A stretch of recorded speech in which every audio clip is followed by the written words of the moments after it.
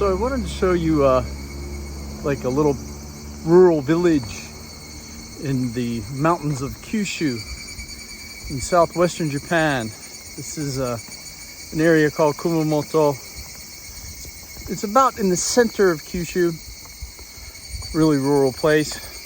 It has the second biggest city in Kyushu next to Fukuoka, with a population of about 600,000, I guess. Yeah.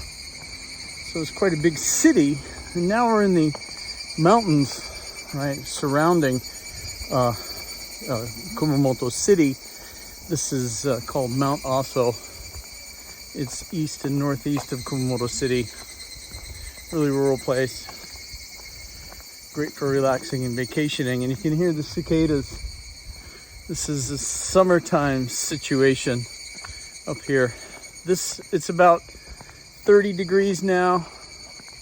Probably high 80s, 88 or so. Something like that. Maybe it's not quite 30, 28, 29. It's probably about 88, yeah, 87. Not that humid up here, but down in the city, it's really humid. So we're up here in the mountains of Mount Aso.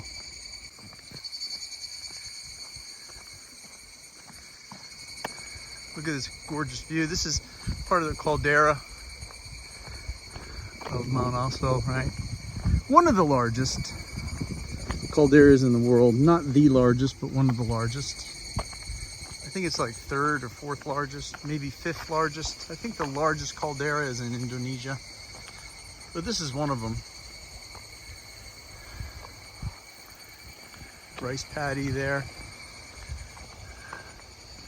More rice paddies, yeah.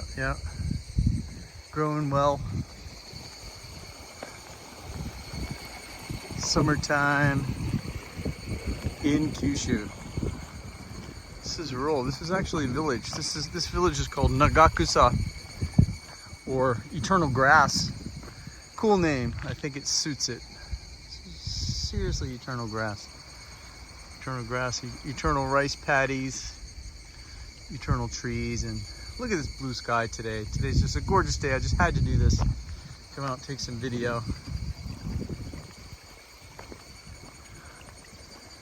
If you're ever wondering where to come in Japan, I mean, when people think about Japan, they think about Tokyo, right? Osaka, right? Maybe Sapporo, Kyoto, Nara, right? This is what you think of when you think of Japan, but this is southwestern Japan. This is Kumamoto, right? And on Kyushu, the southernmost big island of Kyushu. And it is just phenomenal here. I mean, it is filled with nature. It's excellent eco. It has, ecotourism activities. You can do ecotourism and eco-related activities, out the wazoo. Up there, there's actually a road that goes on top of that peak over there, the top of that mountain, which you can look over and see this area. This is the caldera actually goes around this whole area. We can't see the other side from here now, but eventually I'll splice together some other videos I've taken that show the other side of the caldera. Caldera, by the way, is the rim of a collapsed volcano, which this was, and the center part of the crater is still active. The active volcano of Aso, which is, it's cool to look in when you can. It kind of had a bit of an eruption recently. Not as bad as Sakurajima. Sakurajima went off about 2 weeks ago. Also had a slight eruption about a month ago or so. So the volcano was actually closed. Generally, you can go down and look inside and see all the molten lava, see inside, yeah. So now we're getting to the point where we can see the center point of the caldera where the crater is.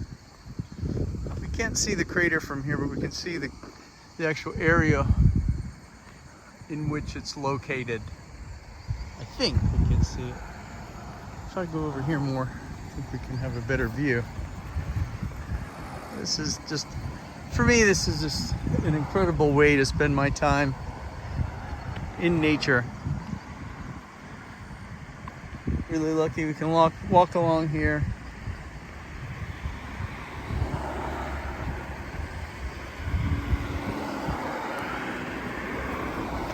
Walk along here and see. I'm gonna walk through a little village area actually. So yeah, there's part of the crater, it's part of the caldera up there, and it goes around down there, way off in the distance. You can see that. Up here to the right, this is the area where the crater is. Actually behind those mounds there is the actual crater. I don't think that's smoke from the volcano, but sometimes it does get smoky up there. Yeah. So that's the crater area. Yes, he was a good worker. He was a man outstanding in his field. Har har, get it? Ha ha. Actually, it's not a man, that's a scarecrow, a Japanese scarecrow. It's very humanistic. It's not up on stilts, and it doesn't look scary. It's like humanoid figure, humanistic figure. All right. I guess it works. It's quite a well-traveled road here, right? This is not the main road through Mount Aso. We crossed the main road. We're walking on a parallel road, but yeah, it's quite a well-traveled road. Very good.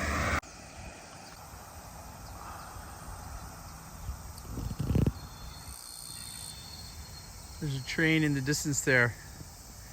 It's great I was able to catch that.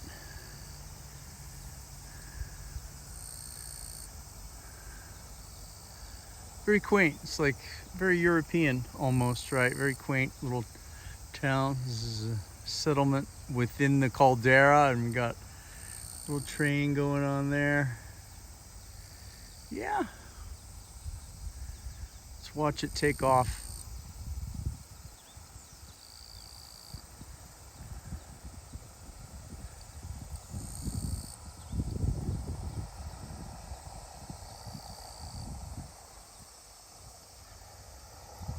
There it goes. Okay, bye-bye. You. This is kind of a good capture.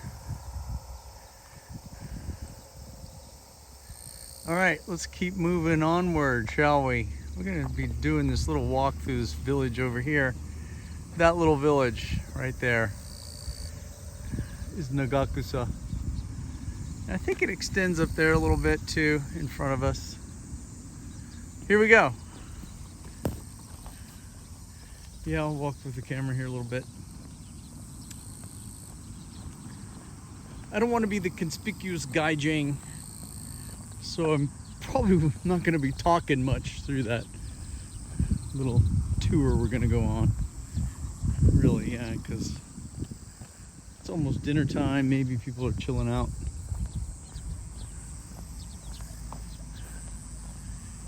But this gives you a good idea of like a little rural town. Little rural farming town in rural Japan.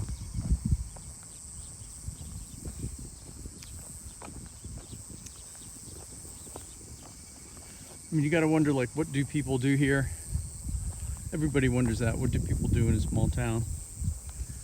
Well, there's like all kinds of stuff to do. Stores to manage, kids to teach, right? Garbage to pick up, grass to cut, farms to be handled, you know, and the list goes on.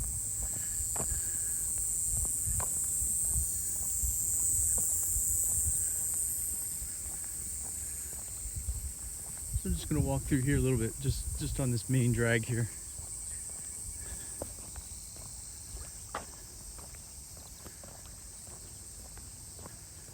Yeah, nice, nice.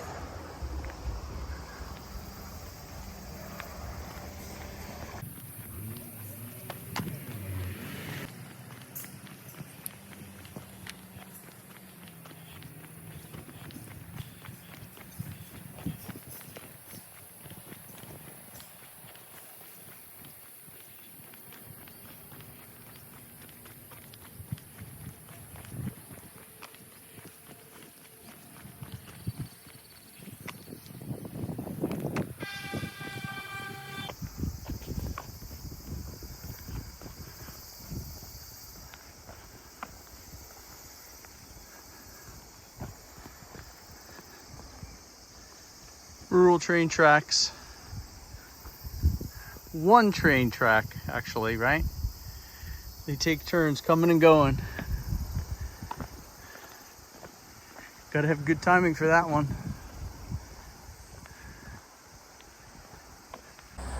This is a rural train station here in Japan, yeah. Great view. It's like one track, as I said earlier. You just have to be very careful of getting on the right train. And it's nothing more than the stand, right? They do have a bathroom. Looks like, yeah, bathroom, urinal and a bathroom. And a train schedule, and that's it.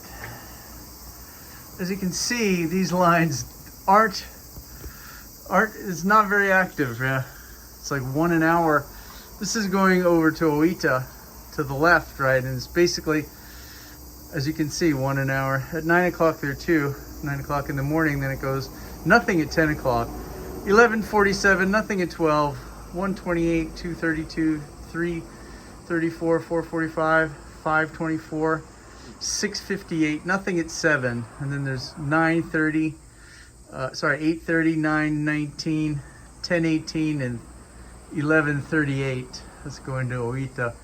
Kumamoto, where I'm from, where I live, is this way.